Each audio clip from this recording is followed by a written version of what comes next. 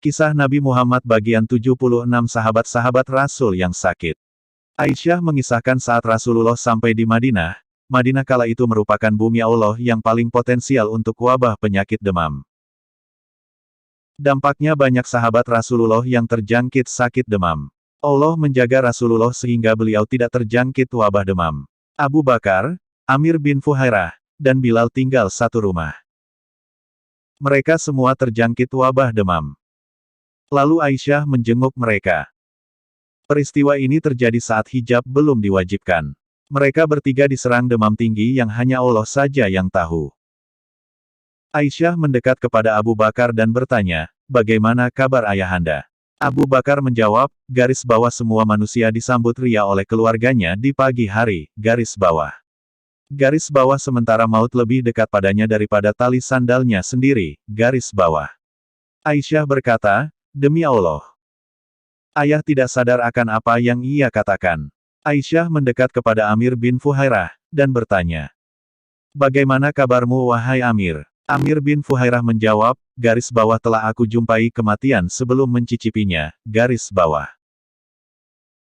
Garis bawah sesungguhnya kematian datang pada para pengecut dari atasnya garis bawah setiap orang itu berjuang dengan kekuatannya garis bawah sebagaimana sapi jantan menjaga kulitnya dengan tanduknya, garis bawah. Aisyah berkata, "Demi Allah, Amir tidak menyadari apa yang dikatakannya." Adapun Bilal, bila demam menyerangnya, ia berbaring di emperan rumah, dengan mengangkat suaranya sambil berkata, "Garis bawah wahai, bisakah aku kembali bermalam di Fah tempat di luar Mekah?" Garis bawah sementara di sekitarku terdapat iskir, nama pohon beraroma wangi, dan jalil, nama tumbuh-tumbuhan. Garis bawah mampukah suatu saat aku berada di mata air Majanah, garis bawah. Garis bawah adakah gunung Syamah dan gunung Tafil terlihat olehku, garis bawah. Aisyah lalu menceritakan apa yang ia dengar kepada Rasulullah. Gelombang doa untuk para sahabat. Aisyah berkata kepada Rasulullah. Mereka bertiga bicara asal-asalan dan tidak sadar dengan apa yang mereka ucapkan akibat serangan demam tinggi. Rasulullah Shallallahu Alaihi Wasallam berdoa, "Ya Allah, jadikanlah kami mencintai Madinah sebagaimana telah Engkau jadikan kami mencintai Mekah. Atau kokohkanlah rasa cinta kami kepada Madinah. Berilah kami keberkahan di dalam Mat, dan Sa, Madinah yakni makanannya. Alihkan serangan wabahnya ke Mahya'ah." Mahya'ah adalah Al-Juhfah. Akibat serangan demam ini banyak sahabat yang mengerjakan salat dengan cara duduk. Rasulullah SAW keluar menemui mereka yang kala itu menunaikan salat dengan cara duduk dan berkata, "Ketahuilah wahai sahabat-sahabatku bahwa salat orang yang duduk itu pahalanya setengah salat orang yang berdiri." Maka para sahabat berupaya untuk berdiri sekuat mungkin walaupun mereka demikian lemah dan sedang sakit dengan harapan mendapatkan pahala. Gelombang penanggalan hijrah Rasulullah. Sampai di Madinah pada hari Senin 12 Rabiul Awal. Pada saat waktu duha berakhir, saat matahari tidak begitu panas. Rasulullah sampai di Madinah saat usia beliau 53 tahun, 13 tahun setelah beliau diutus menjadi Nabi dan Rasul. Rasulullah tinggal di Madinah pada akhir Rabiul Awal, Rabiul Akhir, Jumadil Ula, Jumadil Akhir, Rajab, Syaban, Ramadan, Syawal, Zulqa'dah, dan Zulhijjah. Pada bulan-bulan inilah dan bulan Muharram tahun berikutnya Rasulullah tidak berperang melawan kaum musyrikin. Pada bulan Safar, tepat setahun setelah kedatangan Rasulullah ke Madinah, beliau keluar untuk berperang dan berjihad untuk melawan musuhnya sesuai yang Allah perintahkan.